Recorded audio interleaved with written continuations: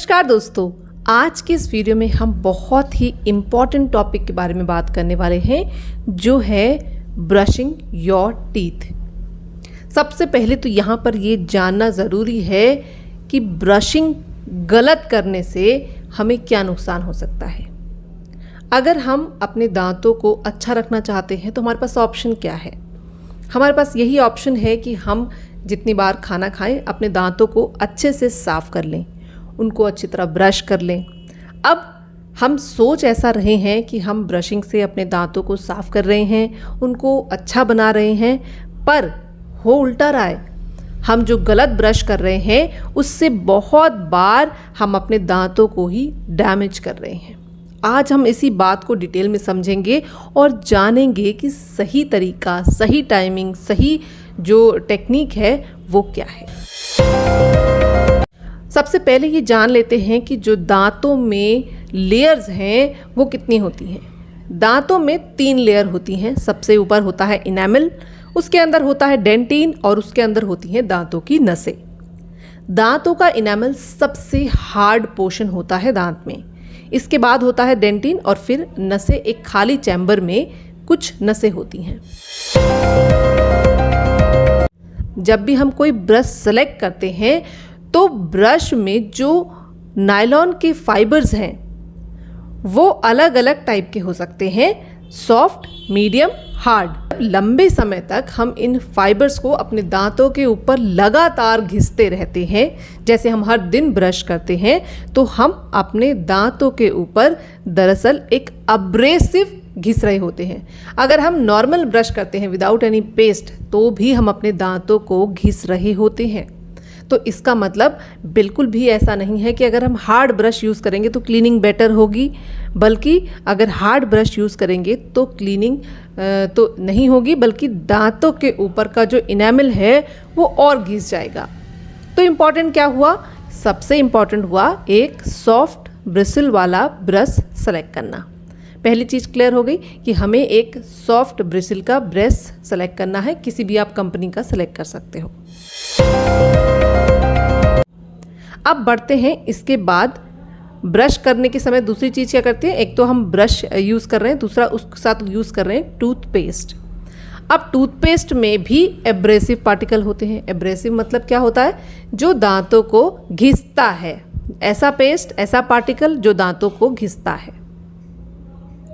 तो अब अगर टूथपेस्ट सेलेक्ट कर रहे हैं तो वो भी ऐसा सेलेक्ट करना है जिसमें जो एब्रेसिव पार्टिकल हैं उसका साइज़ जो है वो 100 से कम हो। 2 चीज़ें हो गई। पेस्ट हमें ऐसा सेलेक्ट करना है जिसमें एब्रेसिव पार्टिकल्स जो है उसका साइज़ 100 से कम हो, और सॉफ्ट ब्रश वाला टूथब्रश इस्तेमाल करना है। इन दोनों चीज़ों से हम अपने दांतों के ऊपर एक्सेस एब्रेसिव एटलीस्ट यूज़ नहीं करेंगे। अब नेक्स्ट चीज़ क्या हमको देखनी है कि हम अपने दांतों के ऊपर कितना प्रेशर लगाते हैं उस ब्रश से। बहुत सारे लोग अपने दांतों को साफ करने के लिए बहुत तेज और बहुत हार्ड तरीके से ब्रश करते हैं। इतने ब्रश के प्रेशर की ज़रूरत बिल्कुल भी नहीं है। एक लंबे समय तक अगर किसी भी रस्सी को पत्थर पर तेज तेज घिसेंगे तो पत्थर पर निशान आ जाएगा। इसी तरह अगर नायलॉन फाइबर्स को दांतों के ऊपर तेज तेज रोज घिसेंगे तो दांतों का इनेमल कट जाएगा। इसलिए एक मिनिमम फोर्स आपको चाहिए होता है जिससे कि आपको अपने दांतों को क्लीन करना रहता है। तो ज़्यादा फोर्स नहीं लगाना है, एक मिनिमम 5 ग्राम तक का फोर्स आप लगा सकते। चीज की बात करें तो वो है टेक्निक।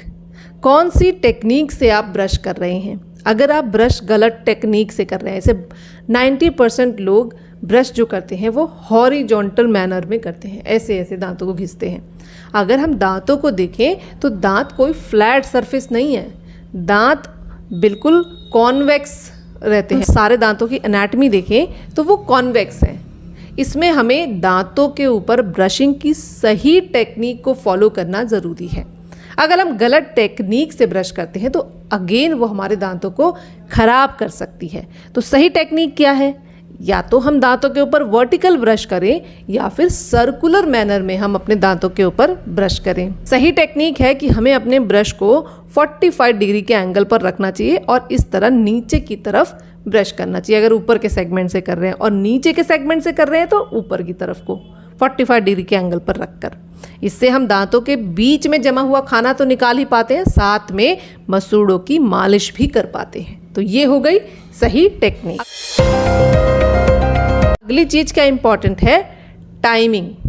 कब कब ब्रश करना चाहिए। अब कब कब ब्रश करना चाहिए, आपने अक्सर सुना होगा कि 2 बार हमें ब्रश करना चाहिए, एक सुबह उठने के बाद, एक रात को सोने से पहले।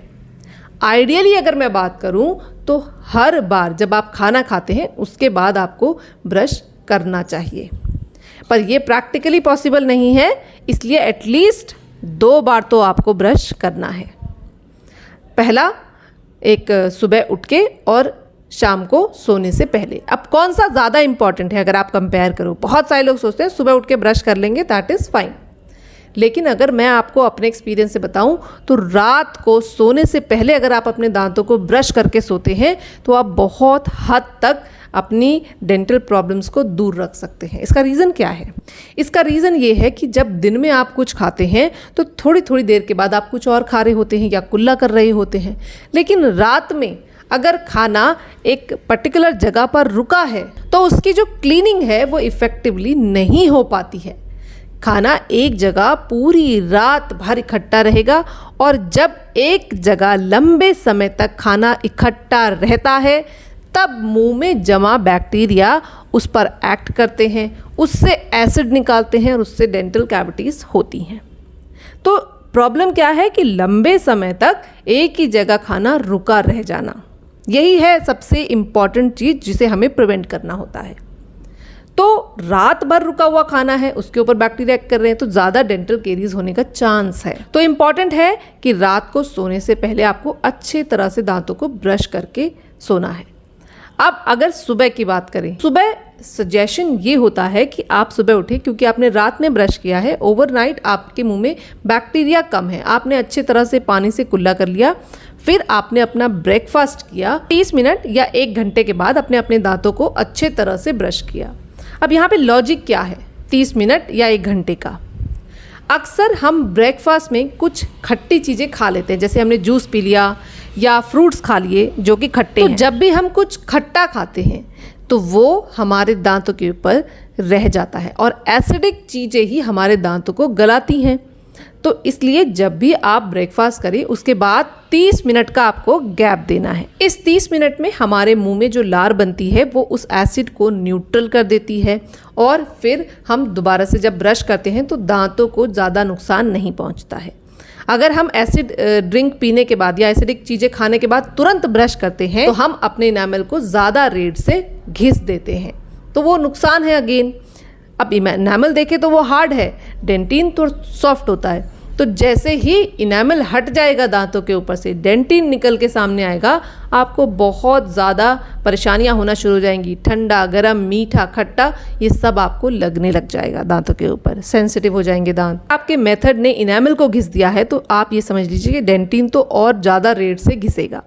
इसलिए ये सारी चीज़ें जो मैंने बताई हैं, इन सब चीज़ों पर ध्यान देना है अगर आप चाहते हैं कि आपके दांत लंबे समय तक अच्छे बने रहें या इनेमल स्ट्रॉन्ग बना रहे।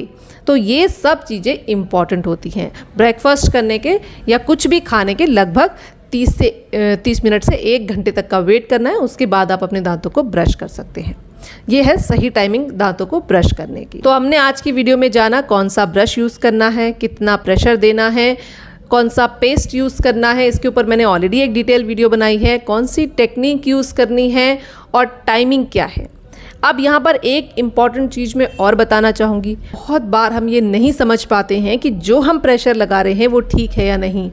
तो इसके लिए, इस टाइम को और प्रेशर को कंट्रोल करने के लिए आप इलेक्ट्रिक टूथब्रश पर भी स्विच कर सकते हैं। इलेक्ट्रिक टूथब्रश में ये टाइमर ऑलरेडी लगा होता है, प्रेशर उसमें ऑलरेडी बिल्ट होता है, तो आपको बहुत ज़्यादा प्रेशर लगाने की ज़रूरत नहीं पड़ती। हर 3 महीने में आपको अपना टूथब्रश बदल लेना चाहिए। इसके पीछे रीज़न ये है कि एक लंबे समय तक अगर हम अपने टूथब्रश को नहीं बदलते हैं तो उसमें बहुत ज़्यादा मात्रा में बैक्टीरिया इकट्ठे हो जाते हैं।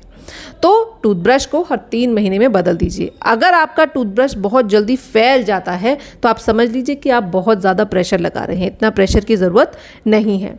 और कोशिश करिए कि अपने टूथब्रश को इस्तेमाल करने के बाद धूप में रखें। ये कुछ टिप्स हैं, ये कुछ चीज़ें हैं जो अगर आप अपने ब्रशिंग मेथड और टूथब्रश के साथ फॉलो करेंगे तो आप अपने दांतों को हेल्दी बनाए रख सकते हैं। इनेमल को आप कम नुकसान पहुंचाएंगे। ऐसी और वीडियोस के लिए हमारे चैनल को अभी सब्सक्राइब कर लें। इससे रिलेटेड कोई और डाउट हो तो हमें कमेंट करके ज़रूर बताएं। मिलते हैं अगले वीडियो में, तब तक के लिए नमस्कार।